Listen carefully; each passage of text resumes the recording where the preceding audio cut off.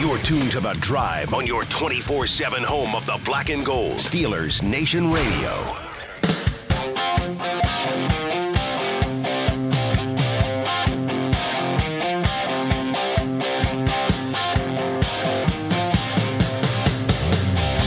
Good afternoon, Steeler Nation, and welcome to Super Wild Card Weekend. It is The Drive on the Steelers Audio Network. Wes Uhler and Matt Williamson with you here for the next 2 hours as we are charged up, ready to go. Matt, this is what we've been waiting for. This is what we play for, baby. Playoffs, let's roll. Playoffs, let's roll. And obviously things are getting underway Saturday and rolling into Monday night when the Pittsburgh Steelers will close down the regular season at home.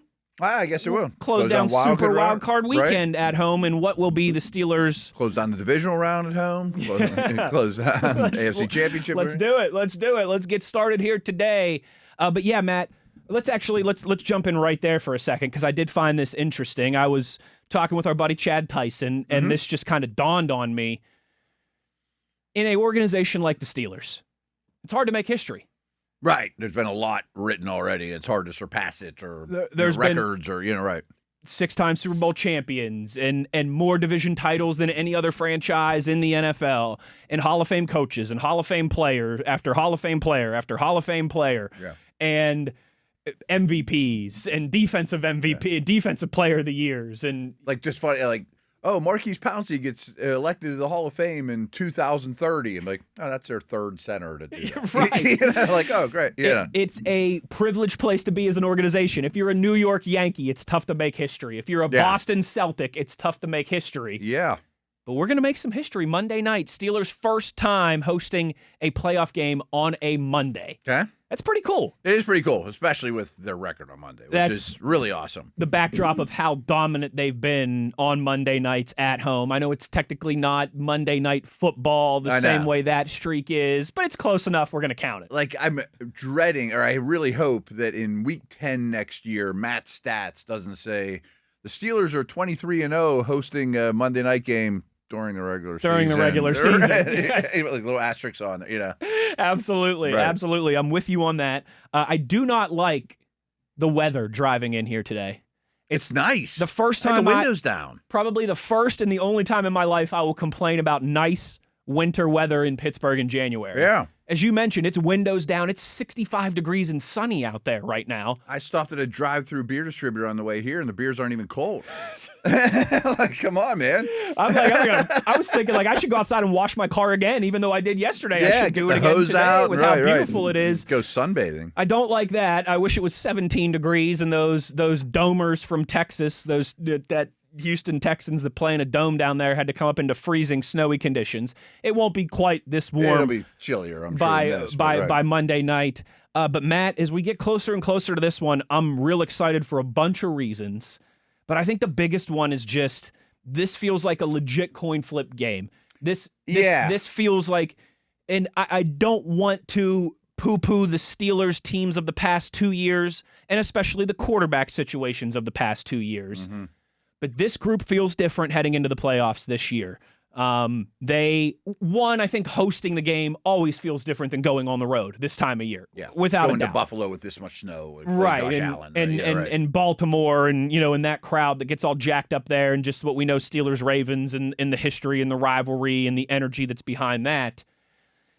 And let's also not kid ourselves, too. When you were rolling into Buffalo with Mason Rudolph, it felt like you were kind of happy to be there, but you were running into a buzzsaw. Oh, yeah. That's an uphill climb. When you went to Baltimore last year with the way that Lamar and Henry were playing, with the Steelers' defense that had kind of been worn down, and like half of their starters were dealing with the flu and some type of sickness, and Russell Wilson was trending the wrong way, it felt like you were kind of, backed into a corner last year, wild card weekend too. Going into play Mahomes the year before that. Going into play Mahomes the time before that. Either, you are absolutely right. As the Chiefs were really coming off the Super Bowl and starting to look like that Chiefs juggernaut powerhouse. Absolutely. I mean, those three quarterbacks in their buildings, clearly superior teams at the time. Without a doubt. And we said that on the drive then. Superior teams, superior quarterbacks. Yes. On the road. That's a tough cookie to crack. That's a tough nut to crack. So I was listening to the Athletics podcast on the way here, and they had a a good way of putting it too. They were really breaking down the Steeler defense, and they're like, man, usually about this time of the year, I feel like this defense is holding on for dear life. Like people are starting to run on them. They're a little older. They're not the most schematically diverse group out there. But they're like, now they're putting new wrinkles in on defense, and the defense is getting better, and they've made more changes than they usually do late in the season. And basically they were saying the same thing from a national perspective of, I feel a lot better. They were focusing on that side of the ball, but I feel a lot better about this defense being able to hang at least 50-50 with the opponent. And I'm sure, are super confident that the D-line is a major advantage over Houston's O-line. Absolutely. It was hard to find advantages in some of his other playoff games. Absolutely. And don't let Lamar and Henry go for 250 on the ground together. Exactly, that's not a goal, Exactly right. And it might be still a little bit of a challenge to find clear-cut advantages for the Steelers in this one because there's a lot of 50-50 toss-ups. I think Houston's really good. Absolutely. I really do. Particularly on the defensive side of the football. But you're right. On offense, their offensive line, that run game, that is, I think, where the Steelers really have to flex their muscle and clearly – you got to dominate that trench. After 12 rounds, they need to be the one with their hand raised in the ring by the referee in that regard. And your opponents just beat to a pulp TKO. Exactly right. And Matt, that does kind of set up an interesting backdrop to this one too from the perspective of both defenses. I sent this to you and Tyler earlier today. It was from our buddy Cody Alexander of Match Quarters, who he does good work. You and I months ago kind of discovered that we stumbled into discovering that we were both fans of his. Yep. There's some Matt Stat stuff that comes from there. You followed him from that perspective for a while. He used to work on the defensive staff at Baylor. I know I've told you this before. So we've had him on the WVU show that I do a couple times over the years to talk Baylor defenses, Big 12 defenses, when coordinators. They're the upcoming opponent or whatever. Exactly right. So we were both like, oh yeah, Cody Alexander. Yeah, I know him. I know him. He's a good dude. I just stumbled into him this year and he does good work. He put together research from this entire season, regular season, now that it's in the books, NFL defensive scheme diversity. Yeah. So basically how often a defense is static and we're going to do what we do, and you try and move the ball on us, versus how often a defense is adapting and changing schematically. Yes. And before you start, the Steelers the last 5 years were one of the most static. And that's our guys are better than yours. Static's not always bad. No, it's not. Because there's some good, we'll get to it. Yeah. The most static defense in the league this year by far is the Houston Texans. Yeah, yeah. And a scale of 1 to 100, Matt, they are a 1 in terms of scheme diversity on defense through 17 games via like a 1%. 1%. The next closest is Green Bay at 12.9. Yeah. I don't know how I saw that you sent that. I didn't dig into what his criteria was for diversity. I think it was sub packages and substitutions, and that's what I was going to say. Yeah. They've played, I think, 3 snaps of dime all year. I mean, it's 0.3%. Yeah. I mean, it's probably barely registers on the Richter scale. I assume that was like when they're playing against a team that's going to throw a Hail Mary. Something goofy like that. Yes. It's the end of the second half or the first half, and they're just going to chuck one into the end zone. Something like that. Yeah. They played some goal line, as every team does. But other than that, it is heavy nickel and some base. And they're comfortable with both, but they want to be a nickel. So I think the Steelers will try to get heavy to at least make them play base, but they still, back to the diversity thing, they really only play 13 human beings on defense too. Right. And they're good ones. Very good. Yeah. They're the best defense in the NFL. Yeah. And you're right. There's a lot of similarities of the Steelers being that at points in the past. Yeah. There's also been times recently, though, where the Steelers, Mike Tomlin and Terrell Austin in particular, have gotten crushed for being too static. Mm-hmm. I think particularly last year down the stretch and at times early this year. Oh, yeah. I've been critical of them at times, yeah. Good news for those people that think the Steelers have been too static. They were the 7th most diverse defensive schematically unit in the NFL this year. So if the Houston Texans had a 1 out of 100 percentage of scheme diversity. Yeah. The Pittsburgh Steelers, 83 out of totally 100. Spectrum, right. Only 6 defenses in the NFL, quote unquote, more diverse than the Steelers won this season. That's a drastic difference between these two units. Yeah. And that's a drastic difference from, I think, where the Steelers have been for the large majority of the time that you and I have covered and been around the team. Yeah, for sure. And it makes me crazy. I mean, big picture, this organization never changes. They're so stuck in their ways. This head coach has been there forever. They've been doing the same thing exactly for 19 years. Like, no, they haven't. I mean, they just haven't. I mean, Dale used to use this example all the time too. Like, they went like 50 years without trading their first round pick when they traded it for Minka. You know, I mean, like, and then traded up for Bush. You know, like they do change. But just off the top of my head, Steelers defensive diversity, people are probably like, what are you talking about? They seem like the same guys, blah, blah, blah. They play a 3-4. Not really. I mean, they've incorporated a third inside linebacker. They've incorporated a third outside linebacker. They went from heavy single high from the Minka days to since Sanders has been there, or Ramsey has been there, they play a lot more two high safeties. You know, they started the season saying, we want to man up with these corners we paid. And they're not really capable of doing that, so we're going to play more zone. They started out blitzing heavy, thinking our corners can hold up first blitz. That's what we paid for. Well, they can't, and we don't really need the blitz to get home. You know, so they've changed a lot throughout the course of the year. That they have, and that really kind of drove it home to me. And I think that's a big. They've also had more injuries on defense, mostly because they've been on the field so much. In some ways, their hand was forced there. We got to put Pierre in. Like, didn't know if he was going to be good, and he was. But you know, one of my favorite sayings in life is "adapt or die." Yeah, it's like from Moneyball when Brad Pitt plays Billy Beane, the guy who was seen as crazy at the time, the Oakland Athletics general manager. And there's that scene in the Moneyball movie where Brad Pitt's standing in front of his scouts and they're all calling him crazy and why are you doing this and why are you ripping up what we've been doing for hundreds of years? Yeah, it's not how you scout players. And he puts his arms up and he goes, adapt or die. Yeah, like we're not selling jeans here. Right? Yeah. The Steelers have had to adapt or die this season and they have not died. They've thrived. Yeah, and another saying, and I'm going to say it wrong, but what is it? Necessity is the mother of invention. Yes. You know, like, well, we don't have any corners. Or we don't have a safety. Hey, Jalen, you want to play safety? You know, like, we don't have a choice. Yes. And sink or swim, you know? Exactly right. And then another interesting backdrop to me before we get to Missi Matthews here in a couple minutes, Matt, that I was just kind of kicking around driving in here. The Houston Texans have a group that has had a little postseason success. Yeah, 3 years in a row now. Still looking to break through. Yes. A very similar nucleus of Stroud and Nico Collins and a lot of the guys on that defense. Will Anderson. Yeah. They've been there now. This is their third year at it together. They've won a playoff game, right, each of the past 2 years and then faltered in the divisional round.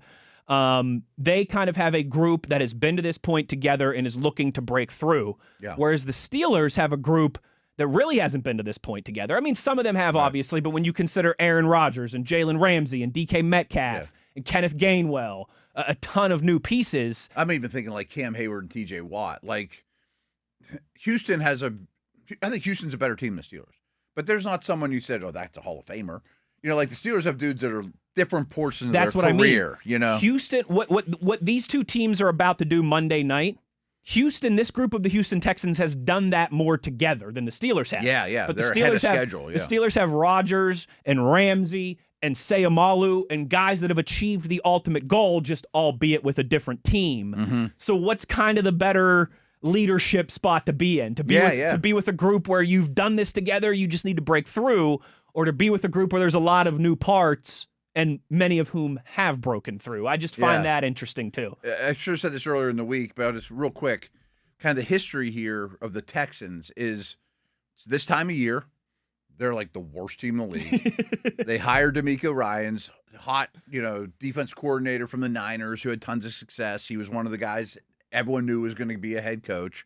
He takes the job knowing we get the second pick in the draft. Bryce Young and Stroud are the two quarterbacks. I'll get one of those two. But my roster's horrendous. I mean, they just traded Watson, and it was a highly dysfunctional group in Houston for a while. The year before, they had a really unique approach where they just signed like 30 dudes in free agency to one-year deals and just created competition. Like people nobody wanted, and kind of tanked that way but they found 2 or 3 pieces that, that's a keeper. But they threw everything at the fan. But anyways, he takes over this job, and they had another high pick. It must have been from the Browns on the Watson deal. It was.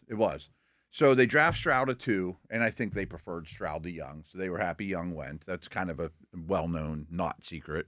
And then I think they moved up from like 5-3. And then they get Will Anderson. For Will Anderson, right. And it's like, they get their future on both sides of the ball. Both sides of the ball. That's exactly what the plan is, and they both worked out.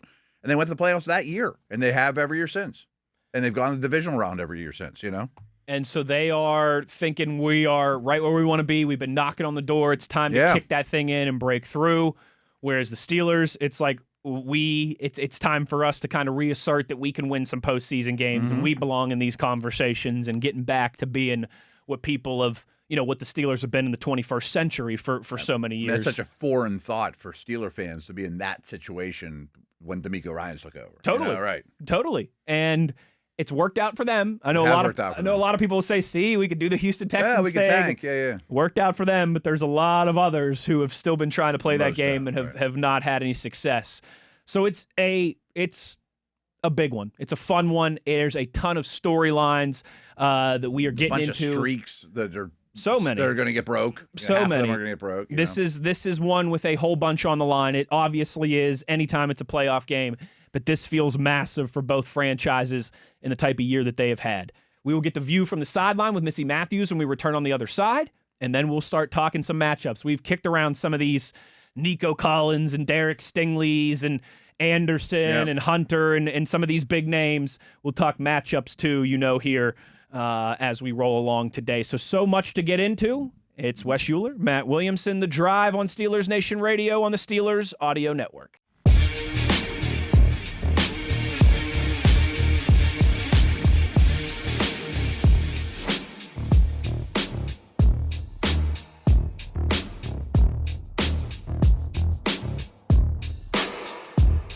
Back on the drive here as all eyes are on Super Wild Card Weekend, and of course, from our perspective, the biggest game of them all Monday night between the Steelers and the Texans. Joining us now to discuss the queen of the sideline, Steelers sideline reporter. You hear her on the call with Rob King and Max Starks. It's the great Missi Matthews. Missi, thank you for taking the time for us as always on a Friday. And, Matt and I were kind of discussing in the opening of the show there in our first segment just about how, the Steelers have been in this wild card position here recently. The last 2 years, Baltimore and Buffalo, and then before that, Kansas City, and how those ones with kind of the quarterback mismatches, having to go on the road, felt much different as opposed to hosting this one, being divisional champions, and, of course, having the future Hall of Famer, one of the greatest to ever do it, Aaron Rodgers, on our side this time.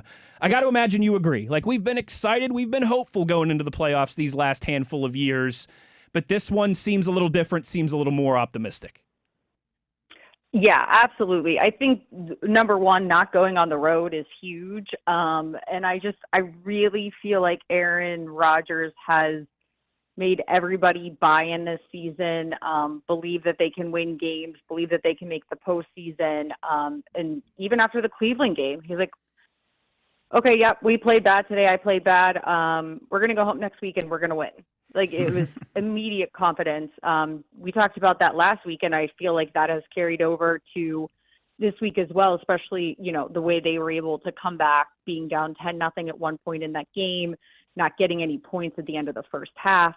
It just felt like everything that could have went wrong, but they were still able to overcome the adversity. And I think that's like the true test of a real team. And it feels like they're checking those boxes and, of course, playing good football at the best time of the year, unlike last year where it felt like, oh, okay, we haven't won in a while, but like we're in the playoffs, yay. It feels totally different. So I'm sure the last time the Steelers hosted a Monday night game, I asked you the same question of why do they always win, knock on wood, home Monday nights? And I don't think anybody has any insight. I asked Labs this yesterday. He's been watching the Steelers since before I could crawl. Is it crossed your mind anymore? And how much does that add to your optimism of this specific game? Or even just hosting the game as opposed to going to Baltimore, Buffalo, Kansas City just seems so much, more optimistic, as Wes said. Yeah. I mean, I just feel like playing at home, you always feel better, right? Like it's the advantage of having the home crowd behind you. And clearly at times this year, the home crowd has not been behind the Steelers, but Sunday night, man, that was just one of those games that you'll never forget if you were there, because it was so much different than if you watched it on TV. It's like hard to almost explain. But I do think if Labs can't put his finger on it, then there's a reason why the rest of us can't put his finger on it, because he's clearly seen the 23-game winning streak on Monday nights at home. And it was funny. I saw Bill Cowher was on a show this week, and he's like, hey, I just want to let everybody know, like, that last loss on Monday night at home, that was Chuck Noll. Like, Coach T and I are the ones who haven't lost. Like, we started the streak and we've kept it alive. And when he said that, you're like, wow. Like, it's crazy. Chuck Noll was here. Like, he was the head coach when that happened. And the only thing that, and I think I said, right, like, the only thing that I can think of, and I think I, kind of said maybe it's as simple as it's an extra day. I don't know how else to explain it. And I know Labs even tried to ask Coach Tomlin about it. Yeah. Before that Miami game for his radio show. And it was kind of like, I don't know. It's the only game, Coach Tomlin does have a history of being much better the longer he has to prepare. I mean, Thursdays haven't been his friend. Mondays have been his friend. Right. Bye weeks have been his friend, Yes. Totally agree. Yeah. Having the 9 days, 9+ days, whatever you want to call, to prepare, like you said, even after the bye week. So maybe it is that, but you also have to, again, remember, like, Coach Cowher was part of this too. Right. So this has gone on a long time. I don't know all of his numbers, off the back of my hand. Like, I do some of Coach Tomlin's, but it's definitely very interesting to say the least. Oh, you know what he always says? The secret sauce is there is no secret sauce. Mm-hmm. You just go out there. Right. You just go out there and get it done. Missi Matthews with us here kind on the of true. drive. I mean, hey, I think only McDonald's has the secret sauce, or is that the Mac sauce? I digress. Missi, last Sunday, a win-or-go-home game against the Ravens, and the team gets a, I think, much-needed boost with T.J. Watt back in the locker room and running through that tunnel in the moment that you kind of, needed him, Superman, busting out of the phone booth with his cape on. Now the offense gets that lift, gets that boost with DK Metcalf back into the fold. He's had 2 weeks to rest up. He talked about that, feeling a little more energy, a little more juice in his legs after some time off late in the season. He's also a guy historically, 4 playoff games in his career, so not a massive sample size, but not just 1 or 2 either. Enough of a sample size, has been outstanding in the postseason. This feels like a real, wild card on Wild Card Monday of DK Metcalf, how well rested he can be, a chip on his shoulder, and how he can help elevate this offense that has clearly missed him in his absence. No doubt. And I was just watching. My boys will not stop rewatching the Sunday night game because they weren't allowed to stay up for it. So, we have to watch it a million times to ask a million questions, but it's just been funny watching TJ's interception. And you're like, how did that happen? And I know at recess in elementary schools, the popular saying is ball don't lie. And that is what they say to each other. And I feel like that's accurate when it comes to TJ and DK. As you said, you can tell that the fact he couldn't watch the second half of the Cleveland game. He was so excited when the Steelers beat the Ravens, when Tyler missed that field goal. He literally jumped in his car and tried to go through traffic to get to his teammates. That was his first thought and was unsuccessful, unfortunately.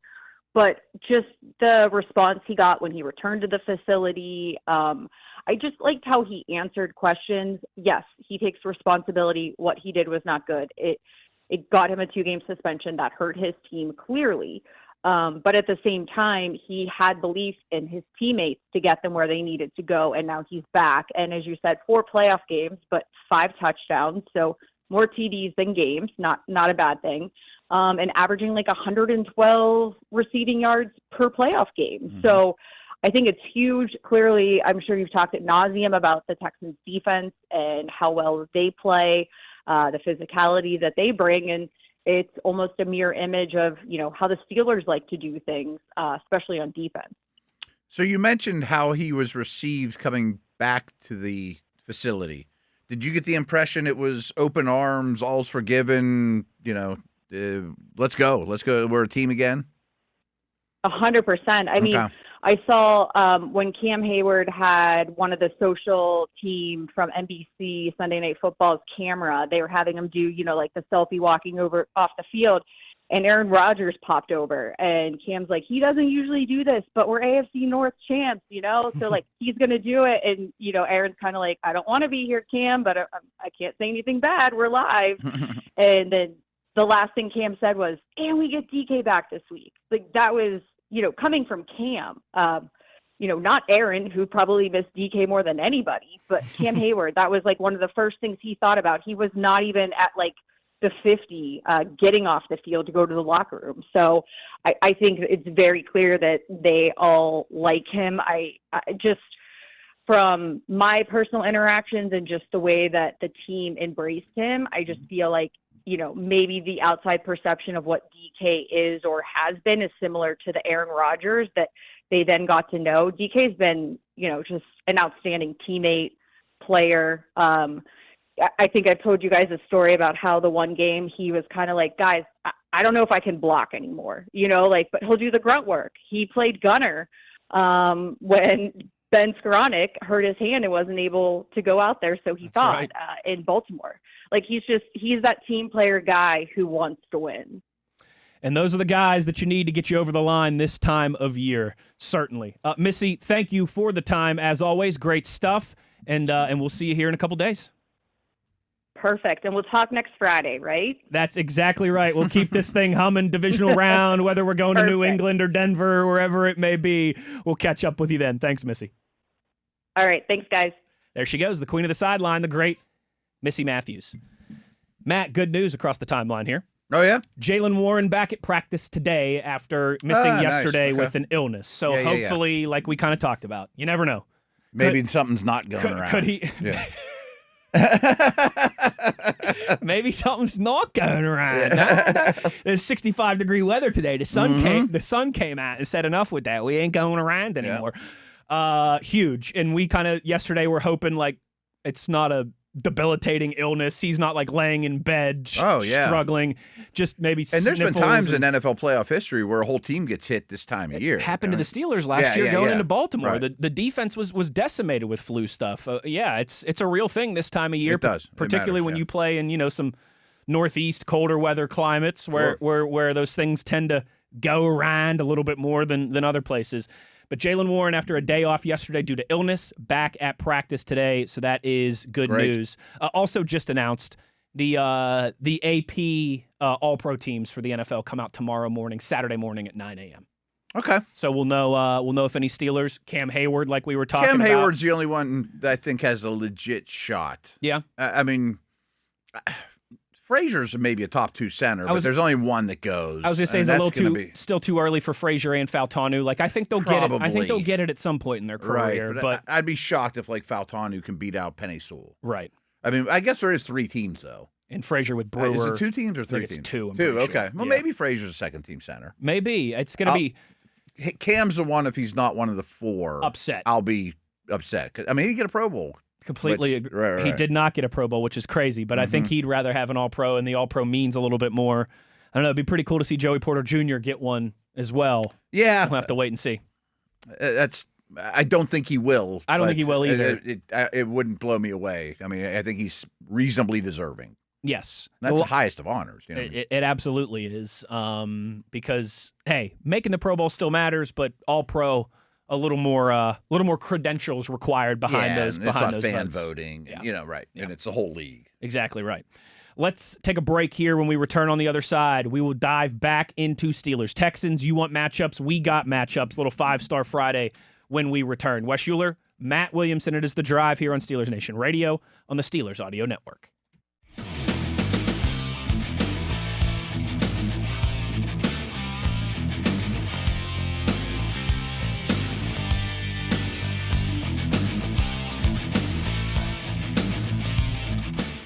It's a 5-star matchup because we're in.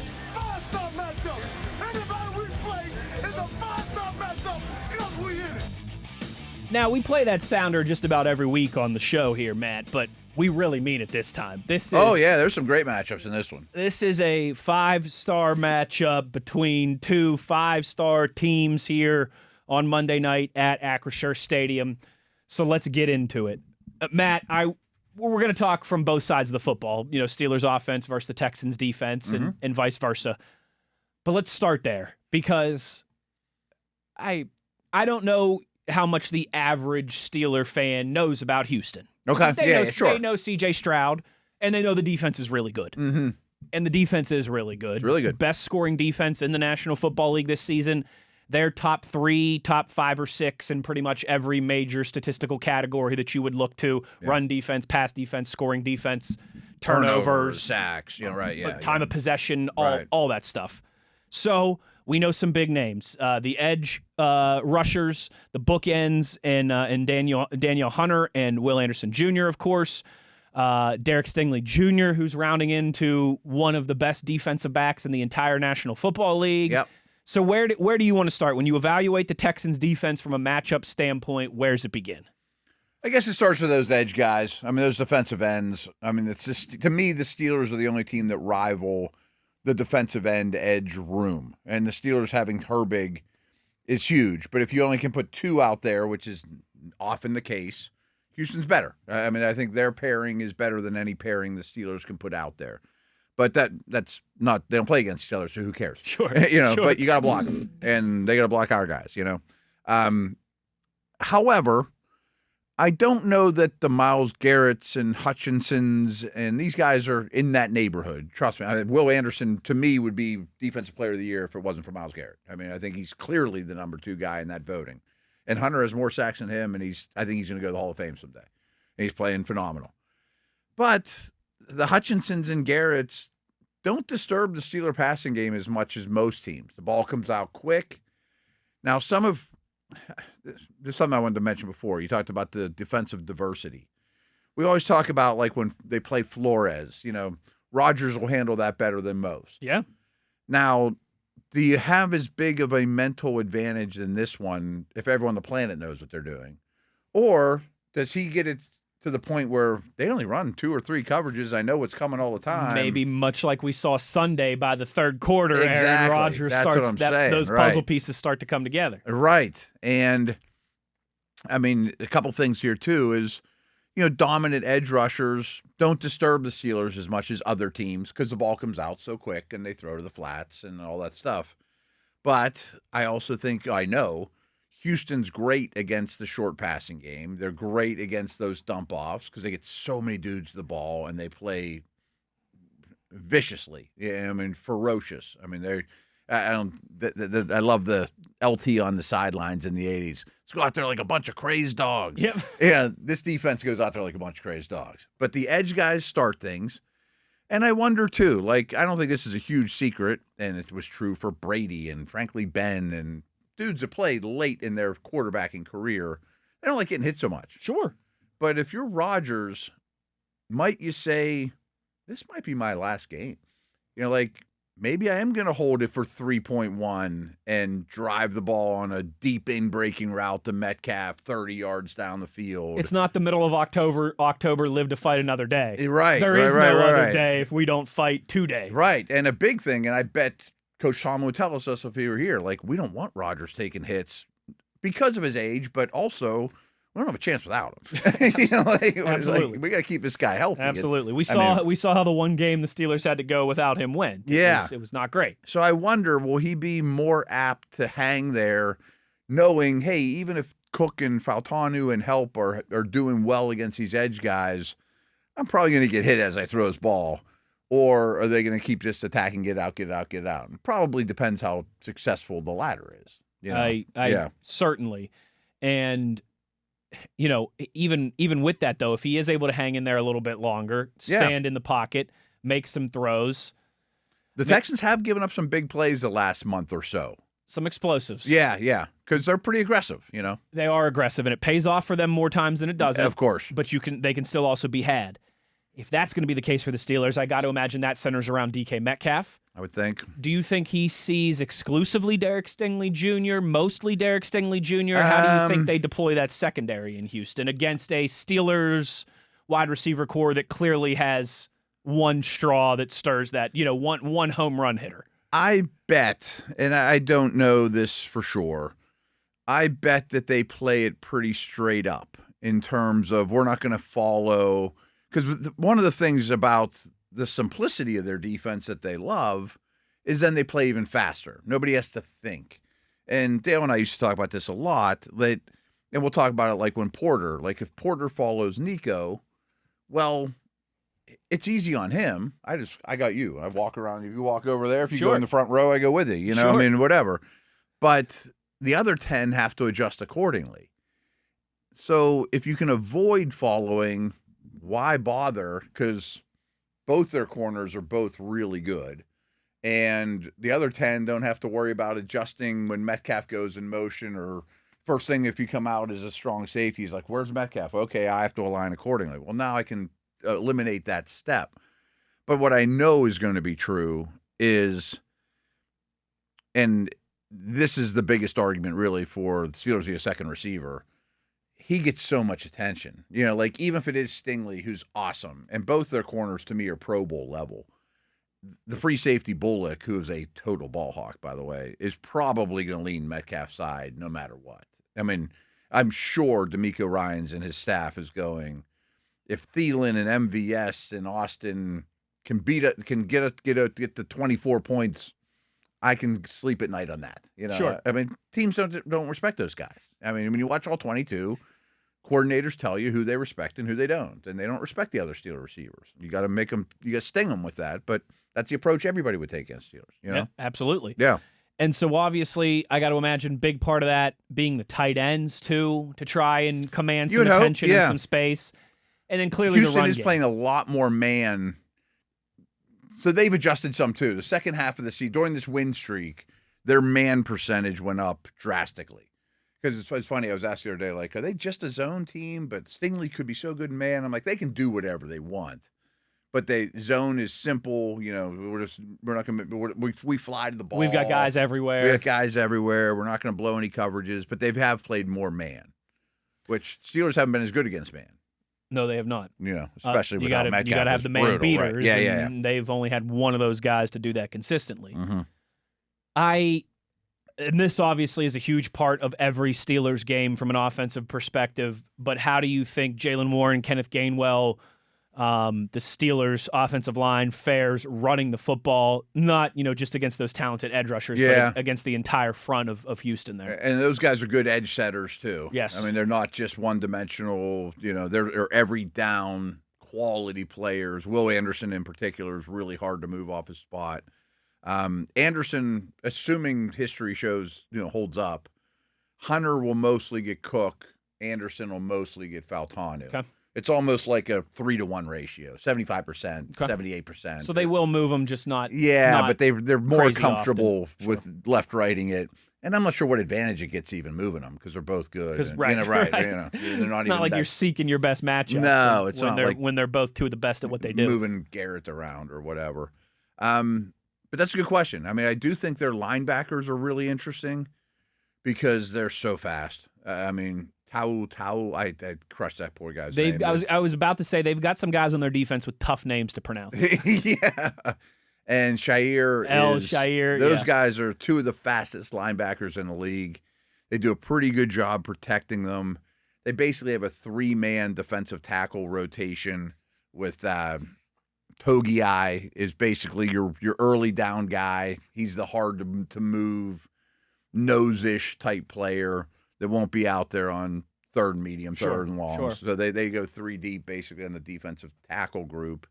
It's not the best group in the world, but they do their job. They're not high-impact pass rushers across the board, but they're quite good, and they keep those linebackers pretty free, But you got to think mostly you're going to get nickel with these guys. And they're 5 defensive backs, but 4 of the 5 are exceptional. Is it too simplistic, Matt, as we continue to talk this thing out like we've been doing for the last few days, that whichever offense runs the ball more successfully or whichever defense limits the opposition run game successfully is going to have a good chance to win this game? Because it feels like I think less than a lot of games. Okay. We've definitely brought that up on a lot of Fridays. Sure, and listen, that's football 101 stuff. Yeah. I mean, that's like saying turnovers are going to be a key factor in this game. Yeah, right. You just landed on the moon there, Neil Armstrong. Exactly. We're not breaking news here, right. But when we were going over, when we did our exercise... Because I don't know that Houston will run the ball well.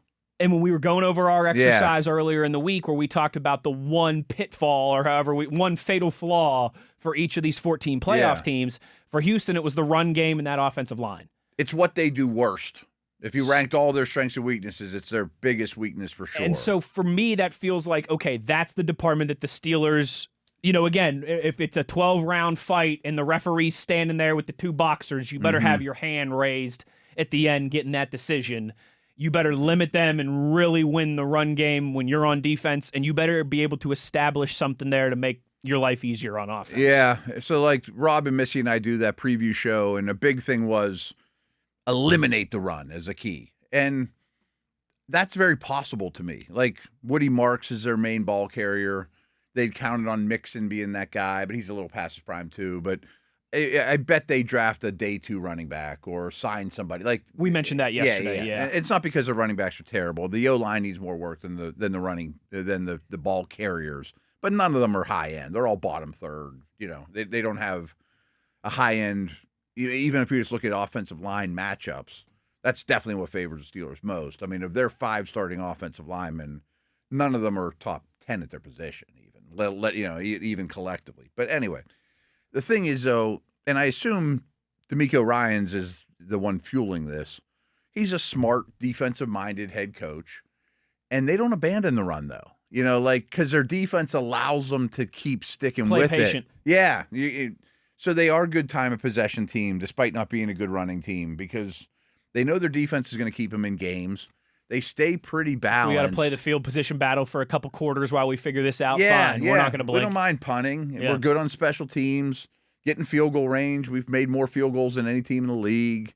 3 points goes a long way with our defense. I mean, we've seen this in Pittsburgh a lot, but they have a better quarterback than Duck and Trubisky and Fields. And, so getting them to truly become one-dimensional, they may average 2 yards a carry, but that doesn't mean they're stop handing it off.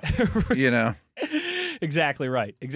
And there's something if you could get to that point, it'd be great. If you have a 12-point lead going in the fourth quarter and they have no running game, absolutely. Then TJ's gonna start racking up sacks. And, I was just gonna say there's certainly something to be said for that from their standpoint.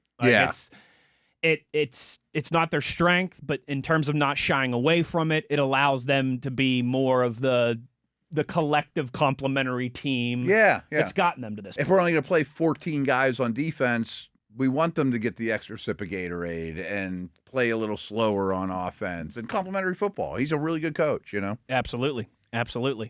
So there's your 5-star Friday from the Steelers offense versus the Houston Texans defense. When we come back to start hour number 2, we will spin the block and talk Houston offense against the Steelers defense. Before we go to break, though, Matt, we've got some exciting news, some confirmation. Man. Okay. In the 5 o'clock hour towards the end of the show today, Joey Porter Jr. will be calling in and joining us here on The Drive. That means he's going to get 2 picks, right? I was just going to say, if history shows anything, the last guest that we've had here on the program, Kyle Duggar, who had a pick 6 in the next game. And then Jaylen Warren, who had 2 45-yard touchdown runs against the Detroit Lions in the next game. Make sure you bring that up to Joey, because I'll forget. We absolutely will, and we'll talk about these talented Texans wide receivers and, if he feels the Steelers defense is rounding into form at the right time, what it's like having vets that have been there, done that, like Jalen Ramsey and Cam Hayward and Aaron Rodgers, in the locker room. So we'll be excited in the next hour, bottom half of the hour towards the end of the show, to be joined by Joey Porter Jr. as well. So a whole bunch to get to as we get into hour number 2. Wes Uhler, Matt Williamson, it is The Drive on Steelers Nation Radio on the Steelers Audio Network.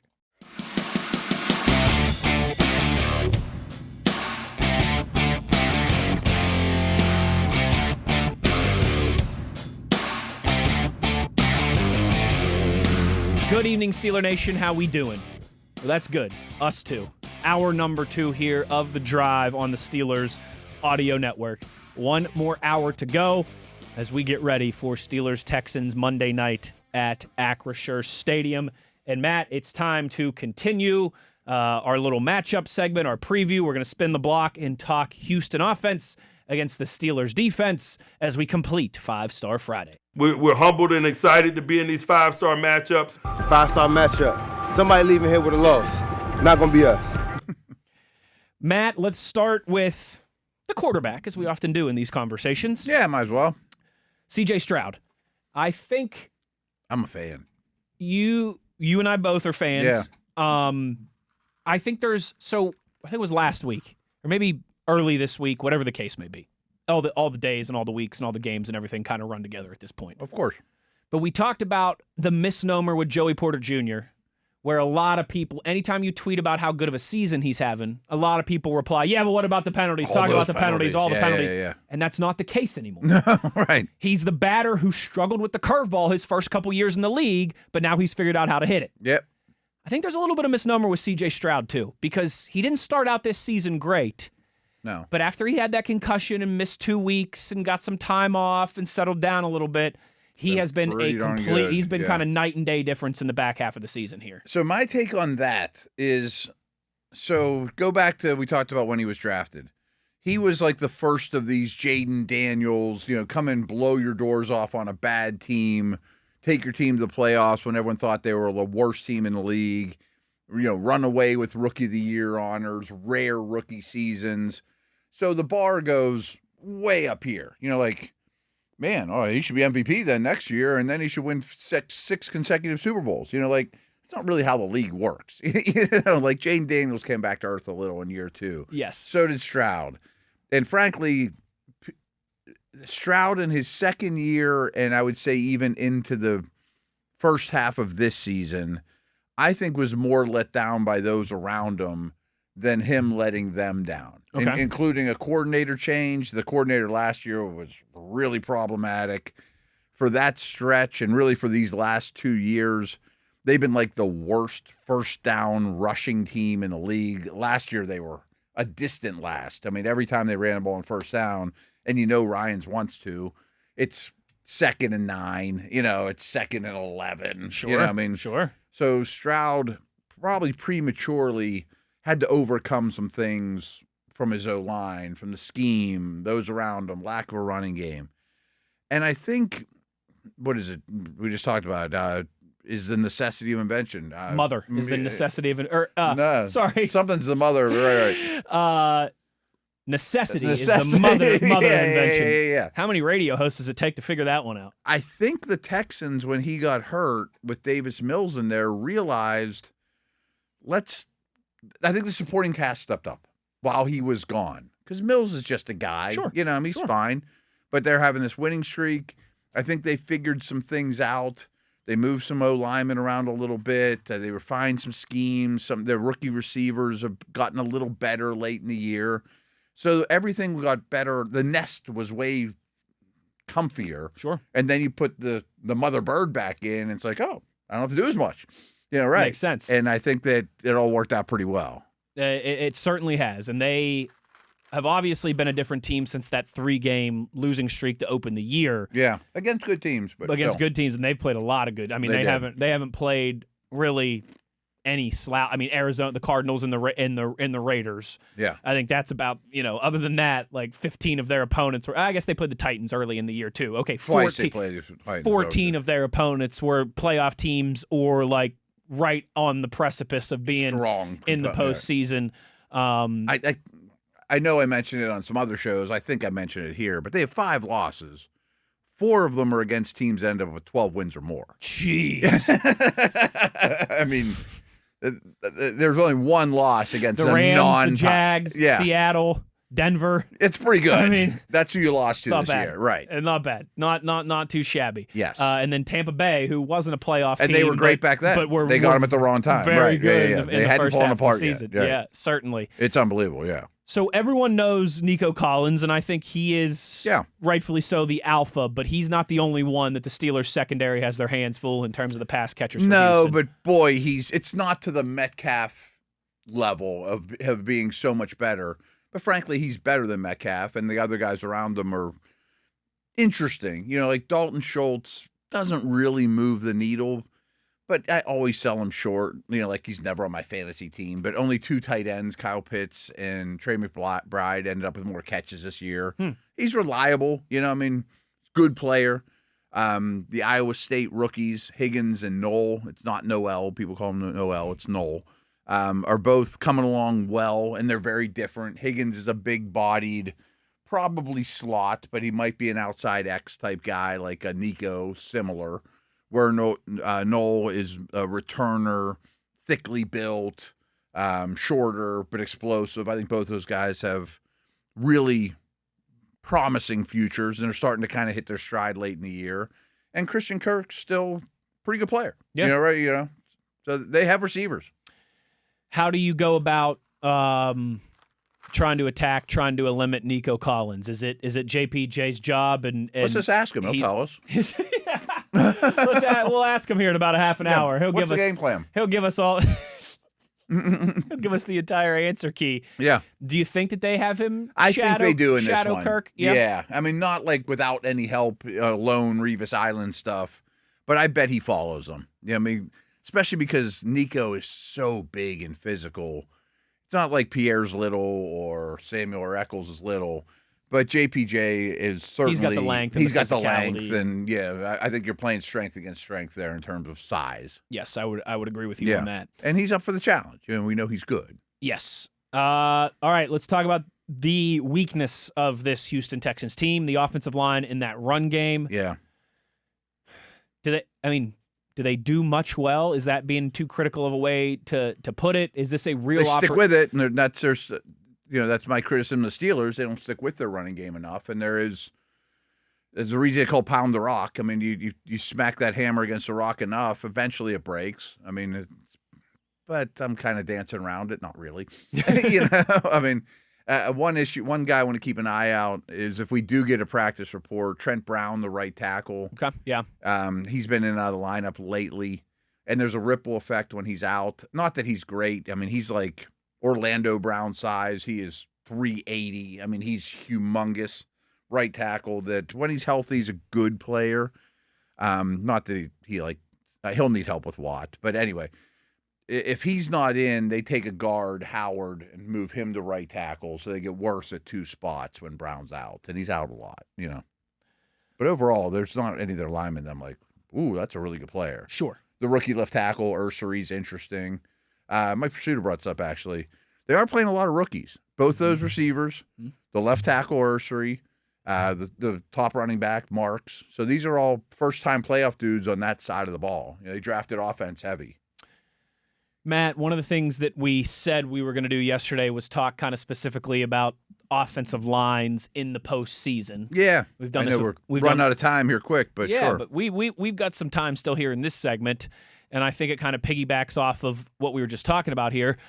We reference Brandon Thorn a lot when we discuss offensive line rankings and things of that nature. We have our people, right? Yeah. We like Mike Sando when it comes to his quarterback tiers. Sure. We like Dane Brugler when it comes to draft stuff. We like Brandon Thorn when it comes to offensive line tiers. Yep. Matt Harmon with wide receivers. I mean, these are guys, my go-to dudes. Perception. Yep. Well, for Brandon Thorn, he power ranked the 14 offensive lines of the 14 teams that are still alive in the NFL and playing in the playoffs. So I wonder, folks, if you were to hit pause right now, if it's a podcast, you're not listening live, where do you think the Steelers would be? I'll tell you this, they're much closer to the top than the Texans are. Yeah. In fact, it's kind of polar opposites here. You want to count them down from 14 to 1? Real quick, if you put me on the spot with that question. Yeah. I would say I'm pretty comfortable in saying the Buffalo Bills are 1. Yeah, they're quite good up front, yeah. But after that, I think you could start to argue the Steelers at this current moment in time with just about anybody. It surprises me a little because when I scanned the list, I'm like, they're mostly below average lines. And I don't think that's like the recipe to go to the postseason is have a crappy O-line. Sure. Sure. But, I mean, it's not as you also point the out Eagles with their best and the Lions and yeah, when Kansas City's was really San Francisco good. When they had an unbelievable offensive Some of line. These perennial teams have had great O-line. But you've pointed out too, offensive line play is a problem across the league, it is, across the board. Is. Number 14, no surprise, is the Chargers. And they're just holding on. They are listed in a bottom tier of their own as liabilities. They might be 32nd. I mean, legitimately. Yeah, legitimately. Which, again, as we've said many times, Herbert deserves a lot of credit for what he's been able to do behind that offensive line. And real quick, the reason I said to hit pause, though, for our listeners just to guess where the Steelers end up, that position, more than any other, since I've done this for a living, the Steeler fans underestimate how good their unit is compared to the rest of the league. Yes, or overestimate how much it struggles compared to the rest of the league. Yeah, I think they just don't realize how bad O-line play is across the league. And I often get, but this is like one of the worst offensive lines in the league. Like, no, it really isn't. It might not be, Pouncey and DeCastro and is the best one you've seen in the last 20 years, but it doesn't. I can always give you 10 that are worse. Yes, even when it's been one of the quote worst in the league. You know, absolutely. But to be fair, I think we could probably say that about most NFL fan bases. I'm sure they do. Right, offensive line play is very hard to evaluate, and I don't expect our listeners to be doing scouting reports on Green Bay's left guard and the Raiders' offensive line depth. Right. That's what we're here for. But with the Chargers being the clear-cut last in the playoffs, maybe the worst of 32 in the NFL, number 13, he has the Houston Texans. Mm-hmm. It's not good. It's not great. They made a lot of changes this offseason to it, and I bet their first pick will be an offensive lineman, and that's they are very aware of it. 12, the Green Bay Packers. Okay. We won't spend too much time on it, but buzz through them. 11, the Jacksonville Jaguars, which, by the way, I didn't realize this until now. You know who the Jags' offensive line coach is? Yes, but I can't. It's on the tip of my. I'd have to do a multiple choice. Sean Surratt. Yeah. Formerly of this parish. Yep. He's got a good reputation. He sure does. He was the Steelers' offensive line coach. I think it was 1920, a few years ago. Was the Steelers O-line coach. That's fine. I did not know that he was now the. He might have been Munchak's assistant. He was an assistant here for a long time, 2012 to 2018. Mm-hmm. And I like that Brandon mentions the O-line coaches. He gives those guys a lot of credit. Yep, he sure does. Old sweet feet Sean Surratt. That's funny, man. Good to see him doing his thing in Jacksonville. Patriots at number 10, Dougie Marrone as their offensive line. I would have him lower. Yeah? I'm not super impressed with You're not, and you're not a big Will Campbell guy, I don't love Will Campbell. He's been banged up. I'm not sure if he's back for this game or not, actually. But well, T-Rex arms Will Campbell. Mm-hmm. And then the Carolina Panthers at number 9. That's actually one of the strengths of the team. I mean, their guards are quite good. I would have thought theirs might be a little bit higher. Yeah. Ekam Ekwonu's a good left tackle. Yeah, he's all right. Number 8, the 49ers. When Williams is healthy, which is debatable. Right. When he's Williams still is healthy. Stud. I think my guy Colton McKevitz is doing all right. He's had a real good year, yeah. Is he a WVU guy? He sure is, buddy. He sure is.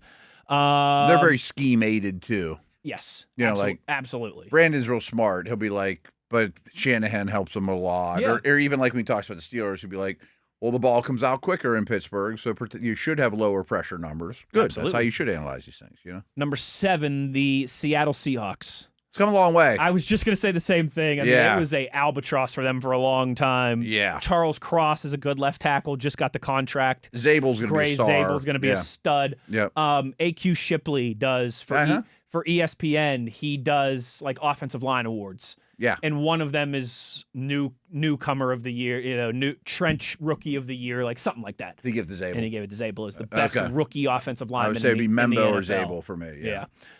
Eagles number 6. Which might have fallen a little bit. Not quite where they've been, obviously, but I think Lane comes back this week. That's what it sounds like here, according to the reports. Eagles are another one of those. You talk to my in-laws, you talk to Eagles fans, and they're like, our offensive line's a disaster. I'm like, no, it's just not great. It's just not the best in the league. Like it was for the last 5 years. You're a little spoiled with Hall of Famer at right tackle, Hall of Famer at center, and Pro Bowlers pretty much at every other spot. Exactly with the best O-line coach in the league. Exactly right. Number 5, the Rams. It's a really good unit. Yes, and actually, Kevin Dotson, we'll see if he's back or not. But yeah, he really flourished since he left here. And then in Tier 2, in the very good offensive lines, at number 4, your Pittsburgh Steelers. Yeah, I mean, think about that. I mean, I said I wasn't blown away by the group of O-linemen out here. But there is a shortage in the league. I mean, it's better. He thinks it's better than the Rams, better than the Eagles. I mean, these are still top 10 type lines. And this is not Matt Williamson, Pittsburgh. No, black and gold Homer honk rankings. No. This is from Brandon Thorn, a national well-respected guy. Mm-hmm. He has no horse in the race. So Steelers at number 4. He has them in Tier 2. Very good offensive lines, along with the Chicago Bears, who are number 3. And they went out and bought an O-line. They did. And he's still a star. Darnell Wright's going to be a really good player. Coming to his own. They put Trapio now at left tackle, and he's settled in well as a rookie. And the interior O-line's all new from this offseason. Yeah. They hit on some decisions there. Yeah. I mean, head coach came from the Lions and understands the importance. And then his tier 1 offensive line's number 2, the Broncos. Number 1, the Buffalo Bills. Yeah. I think that's about right. I think those are the clear 2 best. Yeah, and they're 2 of the best in the league. Yes. Quinn Meinerz is a name people should know. He's phenomenal. Yeah. Outstanding. But they're both good groups. They're more run blockers, both of them, than protectors. So that's the Brandon Thorn offensive line ranks, which I think to kind of put a wrap on those matchup segments, you better win. You better do some winning in the trenches on Monday night. Especially when Houston has the ball. When Houston has the ball. If when Pittsburgh has the ball, if you can play to a draw in the trenches, I'd probably take it. Yeah. The other side, you better knock them out. Because you do have that's the biggest Steeler advantage in this game. 100%. Yeah. 100%. That needs to be, like I said, at the end of 12 rounds. Clear winner. Mm-hmm. Like, hey, maybe you didn't knock them out, to use the boxing analogy, but everybody knows whose hand the referee is going to raise when it goes to decision. That's it for our matchup segments here on this Friday. When we return on the other side, it is time to go around the NFL. There are playoff games Saturday, playoff games Sunday we will discuss.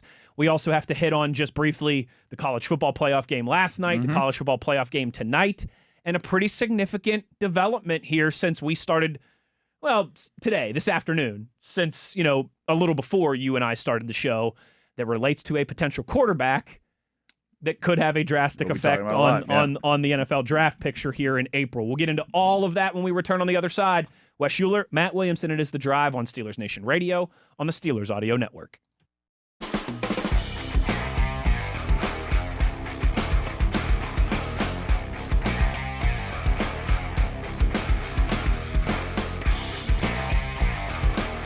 Playoffs. Let's go. It's a wonderful time of the year, Matt. We are going to run the gambit here of all these different games across Super Wild Card Weekend. They do still call it that, right? I think so. I know the first I haven't heard that in a while, but yeah. First time they ever did it a few years ago, that was plastered everywhere. Super Wild Card Weekend. I think they still pump it up. I think so. Yeah. It almost sounds like a WWE promotion. I'll take it. Yeah. You get, 6 games? 6 games. 6 games. Yeah. It's awesome. 6 games across 3 days. Before we get there, though, Matt, we'll go in chronological order. Okay. Last night, Miami wins a thriller over Ole Miss, back and forth. A lot of future, it's a heck of a game. Yeah. A lot of future NFL players that are both going to come out of the draft this year, and then some guys like Lacey and Tony for Miami and Ole Miss that aren't draft eligible yet, but they're going to be first round, top 10, top 20 picks whenever they do. But of course, the quarterbacks, I thought both playing pretty well. Carson Beck for Miami. He rushes for a touchdown with 18 seconds left to give the Canes the lead and ultimately the victory. And then Trinidad Chambliss, who I thought in a lot of ways put Ole Miss on his back. Yeah. His stock's got to be rising. Both of these guys. Yeah. And we found out today, just a few hours ago, thanks to a couple people who tweeted us, I know Christopher did, a couple others, the NCAA denied Trinidad Chambliss's waiver, his request for another year of college football. So he's coming out. Yeah. So rough 24 hours for him. I mean, you lose a heartbreaker. Good point. Rough 12 hours. You lose a heartbreaker. Maybe it would have come out anyway, but he lost the option. Correct. And maybe he already knew this, before the news became public today. Possibly. Like maybe they knew this was coming a couple days ago. But whatever the case, both of those quarterbacks that we saw last night are going to be in the NFL draft. And you combine that with Ty Simpson, pardon me. Not Samson, he's got the long hair and is in the Bible. Ty Simpson from Alabama, who just declared last week. The big 2 candidates, Dante Moore and Fernando Mendoza, who are going to square off tonight. We don't know what Moore's status is. Draft, just correct. He could return. He could return, but man, for being probably a top 5, top 3 pick, it'd be hard to see him coming back, but crazier things have happened. Sure. All of a sudden, this continual ebb and flow of we thought it was going to be such a great quarterback class at the beginning of the year. And then for a while, it looked like it was going to be really thin.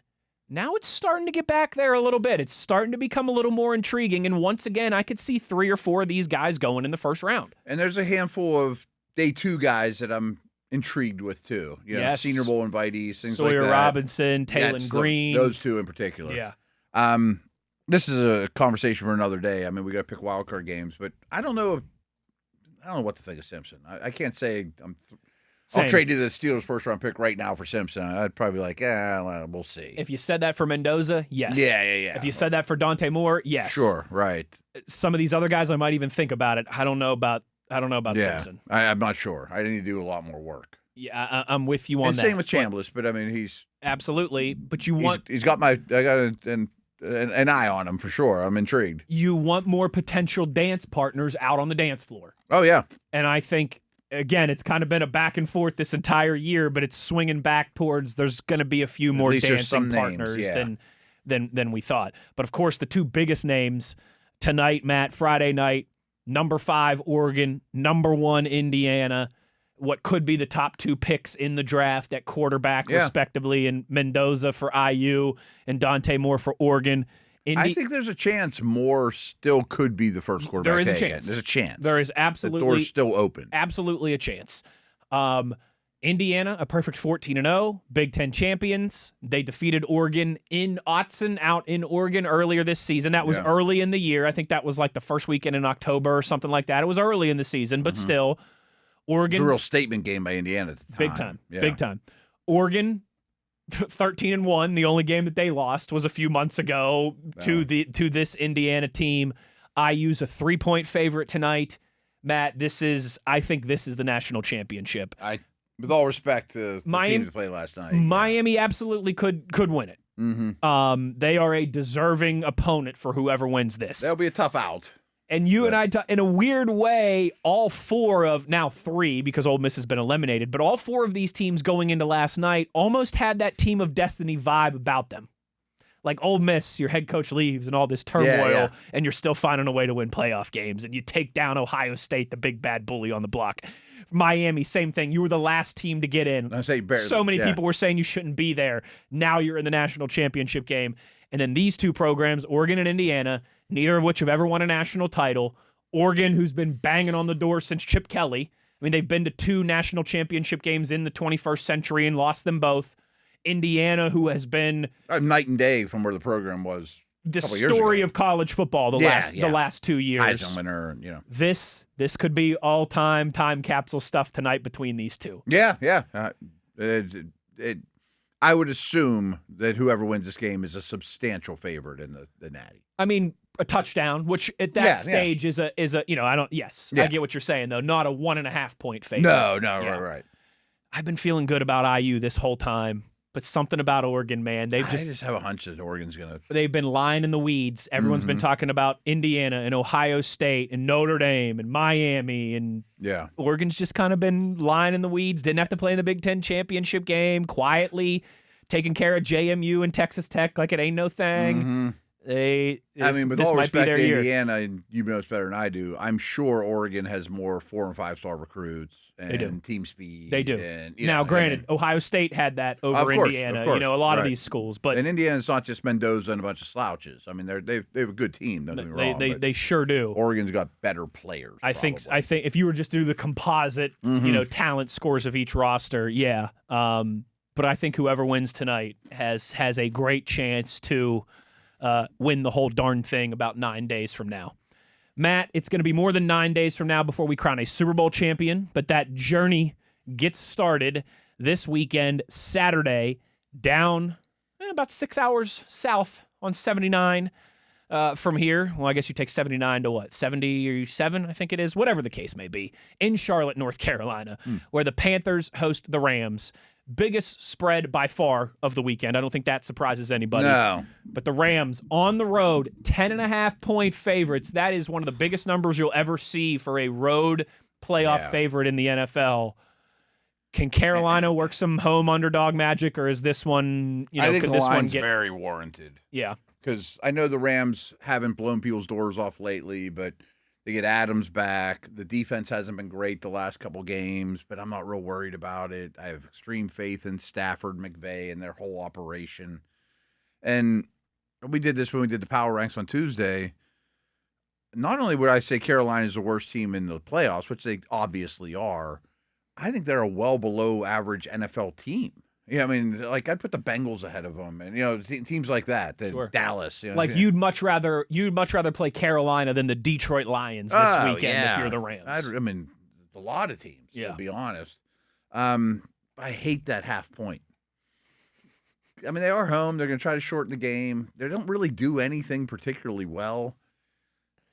I would take the Rams, but I don't feel good about the line at all. I was going to ask you if there's a path to victory to Carolina, is there a clear one other than the Rams just throw up all over themselves and play a terrible game? You win the turnover battle by 3 or return a kick for a touchdown. I mean, Pick obviously six that or kind something, of stuff. But maybe run the ball. I mean, when they've had success, they run the ball well.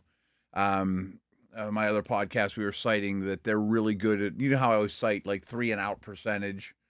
They rarely go 3-and-out, so they hold the ball pretty well, and they do. Their O-line was kind of high on the list. I mean, I'm reaching. Yeah. It feels like every year there's one of these big lopsided matchups. Just one. Heading into the postseason. The Texans have been kind of the lopsided team at times. Yeah. But I think the Rams are a really good 5 seed. Same. Yeah. And I think they might be the best team in the league. You and I have been saying that. I think some people have soured on the Rams the last couple weeks, but I think once the division and the 1 seed were out of reach, I think they were laying the weeds a little bit. They're one of the teams that I kind of trust to be able to flip that switch on and off. Yeah, not every team has such a good pulse for that. Not every team and coach can do that, but the Rams are one of the couple that I give the benefit of the doubt yet to. To come. Yes. Yeah. Yes. It's like we said that all year for the Chiefs until it was too late. Like, if they flip a switch at some point, we'll give them that benefit of the doubt. They still know how to flip a switch. I'll say that same thing about the Eagles when we get to them here in a minute. Yeah, like the Eagles could flip a switch. Yeah, they're one of the couple teams. I kept thinking Tampa could, and they could. That you give benefit of the doubt to in that regard. I'm with you. I don't like the half a point, but I'm gonna err on the side of the Rams. I'll lay the 10.5 and take LA to win by 11 or more. The second game Saturday night, Matt, could be, if you take your Steelers black and gold glasses off just from a neutral perspective, could be just the most intriguing matchup of this entire slate. Saturday night, Chicago-Green Bay, oldest rivalry in the NFL. Third time they played. Third time they've played this year. It's only the third time in their history that they played 3 times. Which is wild. It's wild. They've been around forever. But so much of that is because, as great and historic as this rivalry is, for the 21st century, it's been hammer and nail. Oh, yeah. The Packers have been the hammer, and the Bears have been the nail. And even in history, like the Bears were great in the 50s, and then the Packers were great in the 60s. You know, right. Like, nobody. They weren't good together. The Bears had their little blimp in the 80s, but then the Packers were really good with Favre in the 90s. And Rodgers. And right. The Bears have been the nail, but now the rabbit has the gun. Mm-hmm. The Bears are, well, actually. Bears are getting points at home. Not according to Vegas. They're getting 1.5 at home. Crazy atmosphere. That's going to be a crazy atmosphere. By far the most expensive get-in price. Is it? $320 if you want to, sit up and high-five Jesus up there in the nosebleeds. 8 o'clock Saturday night in the Windy City, where the Bears are home dogs. Green Bay favored by 1.5. I'm taking the points. I'm definitely taking the points. I think the Bears are going to win, so I'm taking the points. I'm thinking the Bears are going to win in their building. I can't get the Derrick Henry running all over the Packers taste out of my mouth. And I know that they've rested some dudes the last couple, weeks, but that was love. And, the defense is not getting Micah Parsons to come through that door. Chicago's a great running team. Doesn't sound like much, but Kyler Gordon is one of the most important Bear players. He's kind of their Petrie slot, do-it-all, blitzer, everything. He's back. I really trust Chicago's coaching staff. I think it'll be a close game. I mean, it's a third-time matchup. They know each other super well, but I just think the Bears are better, and they're at home. I think the Bears are better. I think the Bears are healthier, and they're at home. Yeah. You give me some points? Great. I'm going to advantage Chicago in every regard. Hey, I guess you could argue, the Bears have been in these type of games more certainly than the Packers, have been in these type of games more. There's something to be said for that. Than the Bears. There's obviously something to be said for that. Yeah. There's definitely some teams like New England that haven't been there, Chicago, and this slate, totally. You don't know what Drake May is going to look like under the lights in a playoff game until you see it. Right. You don't know what Caleb Williams is going to look like under the lights in a playoff game until you see it. And I really doubt on Tuesday when we get together, we'll be talking recap of the Steeler game, but we'll bring up the others, I'm sure. Yeah. even if May has a terrible game, I could be like, well, we just found out he can never win the big one. Totally. Yeah, like that made me crazy with Lamar, and that's so dumb. Absolutely. People did that for John Elway forever. Right. Then he finished with 2 Super Bowls. And then he won a bunch. On to Sunday, a trio of games on Sunday. We begin in the AFC down in sunny Jacksonville, where one of the stories of the year, the Jacksonville Jaguars host the Buffalo Bills. Matt, I tell you what, whoever wins this one is going to be dangerous, I think, for the rest of the conference, the rest of the way going forward. This is not, from a history and name brand, as sexy of a watch as Chicago and Green Bay, but this might be, if you were to do the power rank the rosters and everything, this might be the best matchup just based off of the two teams this weekend. Buffalo, once again, we have another home dog situation. Buffalo, a 1.5 favorite down in Jacksonville. So I've kicked this around, now I'm going to finally say it. I think the Jags and Houston are the best 2 teams in the AFC. Okay. I really do. But Josh Allen's the best player, and he's the best weapon and the most important thing. I just think Jacksonville's so much more well-rounded. And I'm not saying Lawrence and Allen are 1 for 1, but I do think they have a quarterback, the way he's playing, that can at least help detonate the bomb that is Josh Allen a little bit. And Jacksonville stops the run pretty well. That's where it starts with that good O-line and James Cook. I think they'll run all over the Bills.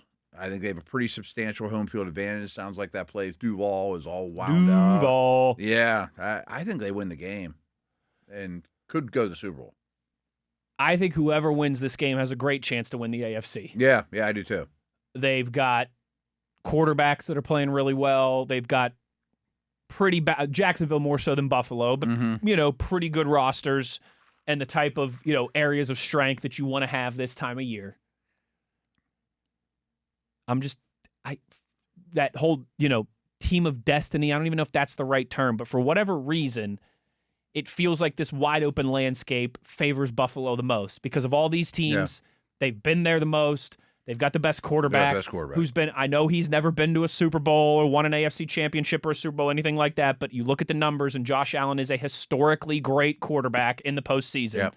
I think he's going to have to be in this game. But he's capable. I think I'll lay a 1.5 with Buffalo. Okay. It might be like a bowl game atmosphere too, because Bills Mafia is gonna travel to sunny Florida like they always do. So I'm going to jump ahead just for a second, but I was hoping that the playoffs would shape up that I could bet against the Patriots and against the Chargers. Okay. And I wanted to bet both on the Texans and the Jags and maybe the Bills too. So I don't like the matchups. I'm having a hard time betting against either one of these teams, but I think Jacksonville's just better across the board. Across the board, other than quarterback and experience, magic. I give Jacksonville the nod. Certainly, I can't imagine making it to divisional round weekend, and there's no Allen, there's no Mahomes, there's no Lamar, Burrow. I mean, yeah. At least Cincinnati hasn't been there for a few years. True. But man. That would be something. That would certainly be the turning of a page in the AFC hierarchy. Maybe Herbert. I mean, maybe the best 5 quarterbacks could be on the outside looking in. Very good point. Matinee game-ish on Sunday, the 4:30 matchup. I guess that's a little bit late for matinee, but midday kind of. You get what I'm saying there. In Philadelphia. Across the Commonwealth here. Another matchup that we've seen a handful of times on the big stage recently. San Francisco travels across the country to take on the Eagles at Lincoln Financial Field. Second biggest spread of the weekend. Philly, a 6-point favorite over the Niners. I think it keeps going up. It does. It opened at 3 or 3.5. Yes. Which implies to me you're not going to get Pearsall, which doesn't sound like a big deal, but it is. And I don't know about Trent Williams. Their defense is totally shot. My partner, Brian Peacock, was saying, I knew it was bad, but I didn't realize this bad. He's like, every linebacker we're going to dress was not on the team when we broke camp. Wow. I'm like, oh, no. And it sounds like Lane Johnson's coming back. Brutal place to play. And I was so high on the Niners offense just a week ago. But I also think when you start playing these elite defenses, which I think Philly's right there with Seattle and Houston, that all of a sudden it's like scheme only takes you so far. Yes. I think they've kind of hit it's been a great story. They've overcome a lot, but I think a well-rested Eagles team in their building might beat them bad. That's where I'm at, too. Yeah. And that's when these teams have met, that's more so been the story, is the Eagles' defense just beats the crap out of that Niners offense. They're not able to out-scheme them. They just kind of line up, and Philly punches them in the mouth. Fangio can understand Shanahan. And Yes. Rocky Balboa style. Philly just lines up and punches them in the mouth. It's a lot of points, but I'm going to lay them. It's a lot of points just because the Eagles' offense hasn't lit the world on fire. But I think they'll win by a touchdown, so I will lay the points with the Eagles. Eagles' offense is concerning. It's just I think the Niners' D is very vulnerable. Very much so. Concerning and vulnerable would be a way to describe the LA Chargers offensive line. We talked about that a little bit earlier in this hour. They travel across the country, much like San Francisco.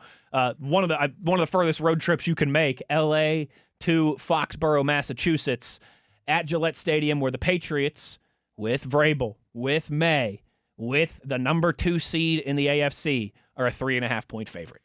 I really love, and I think it's so equal, you know how I often talk about quarterback head coach combinations. McVay and Stafford. Yep. These two are like carbon copies. May and Vrabel versus Harbaugh and Herbert. Like, that's awesome to me. They're both old school tough guy coaches that have been around the block and know how to win in this league. Reasonably young, super talented, somewhat unproven quarterbacks, that one might win the MVP this year. One's been the dance a little bit. Yeah. So I think that's really intriguing.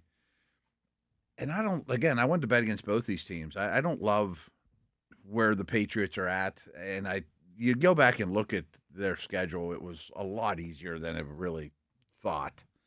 So I'm taking the points here, but I do not want to bet on the Chargers O-line either. I'm down on both these teams as playoff teams go, to be honest. Same, but I think this will be New England will win here, and then struggle the following against week against Jacksonville whoever, or Buffalo or whoever, Pittsburgh, Houston, somebody like that. And I like their front, but I don't think they can just destroy a bad O-line either. I agree with you on that, but I think Herbert has done so much, and eventually that's got to catch up to them. Got to. If both of these teams were completely healthy, I would give the Chargers, like if all of a sudden Joe Alt and Rashawn Slater were running through that door, I would give the Chargers, I think, a real good chance to win this.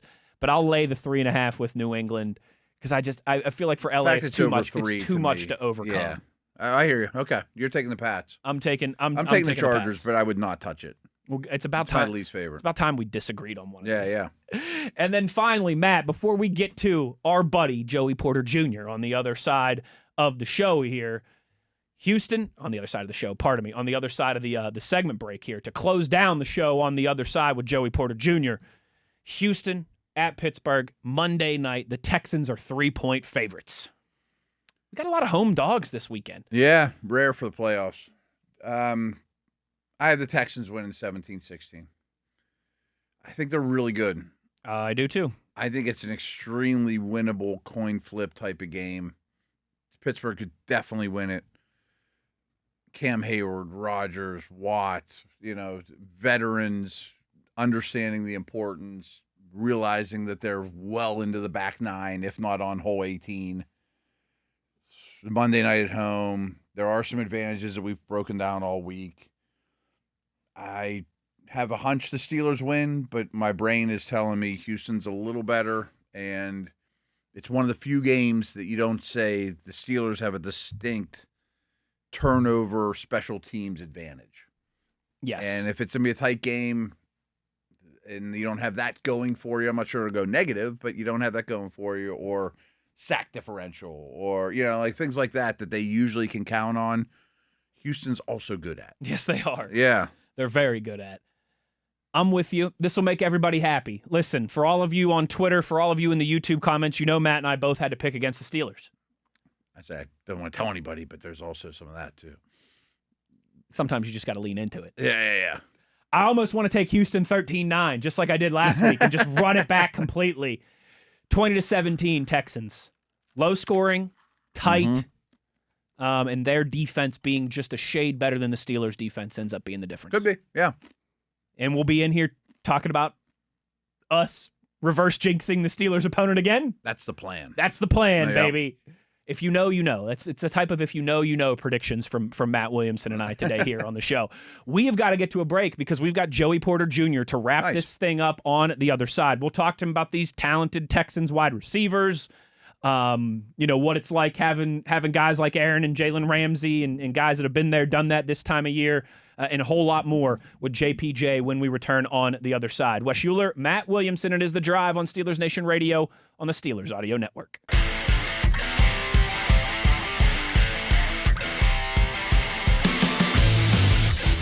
Back on The Drive here, and a very special guest joining us as we continue to get ready for Wild Card Weekend. Number 24 on the field, but number 1 in your hearts, Steelers defensive back Joey Porter Jr. joining us now here on The Drive. Joey, thank you for taking the time so much. And I got to imagine you're real excited for Monday night. You've been part of some playoff games with the Steelers already early in your career, but this will be the first one at home at Acrisure Stadium. I'm sure you're excited to get in front of Steelers fans in that atmosphere on Monday night for a home playoff game. Man, definitely. I can't wait for it, especially how the Steelers Nation came last week versus the Ravens and showed up and showed out. I know how they're feeling coming up for this Monday night game, and we're all excited for it. Oh, I bet. And they have a heck of a wide receiver, Nico Collins, and big, strong, fast. He's their feature guy. What can you tell us about him, his style of game, a quick little thumbnail scouting report on him? I mean, it's really much you see his game on tape. Just everything you said, the big, strong, physical wide receiver. He plays bully ball, and he's a guy that they use heavily in that offense, so he will get a lot of targets. So the secondary, we're ready for the matchup. We're always looking for a good matchup, and this is one of those ones where the game's going to be on us, and we get to show out. Joey, I got to imagine a week like this, getting ready for a playoff game here and an offense like Houston's. It's got to be valuable to have Jalen Ramsey on your guys' side and in the room this time of year. A guy who's been there, done that, Super Bowl champion, accomplished just about everything you can in this league. It's got to be nice having a vet like that to lean on and be part of this process. Definitely, just like you said, he's been through the playoffs. He's been deep in the playoffs, won a chip. So just getting nuggets from him and just staying by his hip just to soak the game and just to hear his stories and tales about the playoffs. It's always going to help and give confidence to our guys. So definitely a great addition to the team and very valuable at this moment. So, Joey, I meant to look this up, and I didn't. But my hunch is you and C.J. Stroud did battle in the Big Ten at some point. Penn State, Ohio State. Am I right on that? How did that go? What are your thoughts on him as well? Yeah, we faced off a couple of times in the Big Ten. I ain't get a dub in those in those matchups, but I played fairly all right. We have a good history though. We trained together through the combine, and he's a cool dude, good guy. But we both know what it is when it comes to Monday. We trying to get the W, get the win. So I don't think there will be much talking. Well, good, and hopefully you owe him one now, certainly. Joey, last one I've got for you. I got to imagine, last week you guys get TJ Watt back, and I'm sure that was a big lift for the team heading into a big game against Baltimore. This week, other side of the ball, but getting DK Metcalf back, having a guy like that who has, in his own right, a lot of playoff success and a lot of playoff experience. I'm sure he's ready to go and going to be shot out of a cannon Monday night. Definitely, man. We all missed DK being on the squad for those 2 weeks. He missed it. He's happy to be back. The offense is happy that he's back. He's just a great addition, a great teammate. So we're all happy for him to get suited back and play with us this playoff game. So it's going to be exciting for all of us. Well, Joey, we're looking forward to it, man. Enjoy the atmosphere in the moment on Monday night. And I just wanted to let you know the last two Steelers that we've had on the show here was Kyle Duggar the weekend before he had his pick six. And Jaylen Warren the Friday before he had his 2 45-yard touchdown runs against the Lions. So you got something big on deck for Monday night if you're following in the footsteps of the last two Steelers. Good vibes, good juju heading into this one. So thank you for taking the time and have some fun on Monday night. And appreciate you guys. Thanks for calling. Anytime. You are welcome. Anytime, partner. There he goes, Joey Porter Jr. It's a good way to end the week, huh? Great way to end the week and to get us ready for a big one on Monday night, Matt. Everyone can listen to you and Tom on the pregame. 2 hours before, or 4 hours before. 4 hours before, yes. 2 hours, yeah. Reminder to everybody, Saturday night, 5 o'clock, Tequila Cowboy, Steelers pep rally party. Myself and Tom will be doing a show. Rob King and Charlie Batch will be there on site. There'll be giveaways, all kinds of prizes and merch and koozies and rally signs and all that good stuff. And, of course, appearances by Steelers alumni. So that is 5 o'clock at Tequila Cowboys Saturday. And obviously, if you're not in the area and you just want to listen, Steelers Nation Radio, DVE, HD2, iHeart app, all that good stuff where you can catch the broadcast. I think most people know this by now, but game day, we will not have our show. Yes. Yeah, right. Because by the time we would, you and Tom will be on air at that time. It just is an overlap, Exactly right. So win, lose, or draw. Well, I guess there can't be a draw this time. So not this time around. Just win or lose. We will be back Tuesday. We are back. To break down, obviously, Steelers, Texans, and all the other NFL action. One or a couple quick thank yous before we get out of here to Missi Matthews for joining us today, to Joey Porter Jr., and to Micaiah from Steelers PR for setting that up for us. Big thanks to her and Joey. Promptly on time. We were joking around like, all right, guys. They're not always on time. What time do you think he's actually going to call? And then bang. I mean, he was right there on time. He was early. So great stuff. Big thanks to Tyler for keeping us crisp and handsome on the video side of things on YouTube.